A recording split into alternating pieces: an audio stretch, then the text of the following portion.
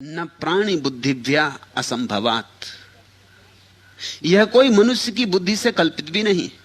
फिर सांडिल्य कहते हैं, शायद कुछ लोग कहें, कुछ लोग कहते हैं कि सारा संसार मनुष्य की बुद्धि की कल्पना है।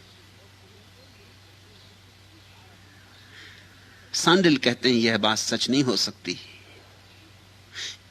क्यों सच नहीं हो सकती? क्योंकि इस संसार में इतना विराट फैला हुआ है, मनुष्य की बुद्धि इतनी क्षुद्र है। इस सारे संसार का फैलाव मनुष्य की बुद्धि से तो असंभव ही है। मनुष्य की बुद्धि से तो इस पूरे फैलाव को जानना भी संभव नहीं। अभी हमें पता भी नहीं कि अस्तित्व कितना बड़ा है। ये पृथ्वी इतनी बड़ी मालूम पड़ती है, ये कुछ बड़ी नहीं है, ये बहुत छोटी है। सूरज इससे 60,000 गुना बड़ा है, और सूरज कुछ खास बड़ा सूरज नहीं है, ये बड़ा छोटा सूरज है। महासूर्य है, जिनको रात में तुम तारों की तरह देखते हो, वो सब महासूर्य है। वो इस सूरज से करोड़ों गुने बड़े हैं। इस पृथ्वी से सूरज तक फासला काफी है। सूरज की किरण को आने में 9.5 मिनट लग जाते, और सूरज की किरण बड़ी रफ्तार से चलती, उससे बड़ी कोई रफ्तार नहीं। 1 सेकंड में 1,86,000 मील चलती। 9.5 मिनट लगते हैं सूरज से पृथ्वी तक आने में, मगर यह कोई बड़ा फासला नहीं है,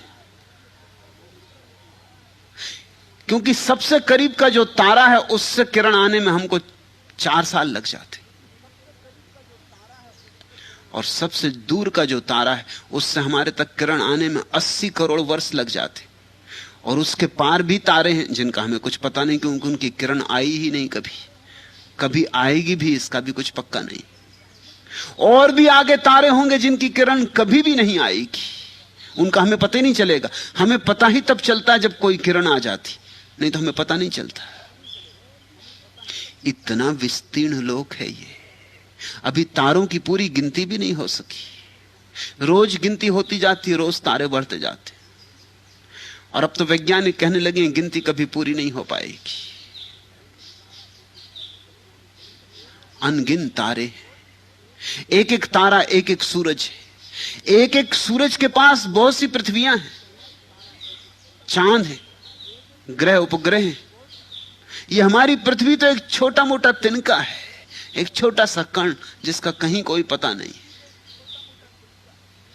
इतने विस्तीर्ण जगत की कल्पना मनुष्य से हो सकती है, मनुष्य की बुद्धि का विस्तार हो सकता है। मनुष्य की छोटी सी बुद्धि नहीं इस विराट के आयोजन का कारण नहीं हो सकती। इसको तो समझना भी मुश्किल है। इसलिए जो दार्शनिक कहते हैं कि सब मनुष्य की बुद्धि का ही फैलाव है, गलत समझते हैं। पर इसके पीछे बुद्धि है, इतना निश्चित है। मनुष्य की बुद्धि तो नहीं है, मगर कोई बुद्धि इसके पीछे, क्योंकि इतनी व्यवस्था है, इतना सुसंयोजित है, सब इतना तारतम्य बंधा है, इतनी संगति है, कहीं कोई दुर्घटना नहीं हो रही। इतना विराट विस्तार और इतनी सुगमता से चल रहा है, इतनी शालीनता से चल रहा है, इतनी सहजता से चल रहा है। इसके पीछे कोई महाबुद्धि होनी चाहिए, परम बुद्धि होनी चाहिए। उस महाबुद्धि के तत्व का नाम ही परमात्मा है। इस अस्तित्व के पीछे छिपा हुआ जो बुद्धि का चरम रूप है, कॉस्मिक इंटेलिजेंस, जो ब्रह्म बुद्धि है, वही परमात्मा है। हमारी बुद्धि उस परमात्मा की ही बुद्धि की एक छोटी सी किरण है। हम सूरज नहीं, हम किरणें। लेकिन अगर किरण हमारी पकड़ में आ जाए तो हम सूरज तक पहुंच सकते। उसी किरण के धागे को पकड़ के हम सूरज तक जा सकते। उसी किरण के सहारे हम सूरज में लीन हो सकते। ऐसे लोग हुए जो सूरज में लीन हो गए।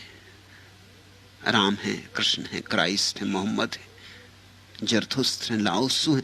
ऐसे लोग हुए जो इसी किरण के सहारे को पकड़ के धीरे धीरे धीरे आदमी की बुद्धि को जगा के धीरे धीरे परम बुद्धि तक पहुंच गए। उस परम समाधिस्थ अवस्था में लीन हो गए, जहां उनका और ब्रह्मांड का भेद समाप्त हो जाता।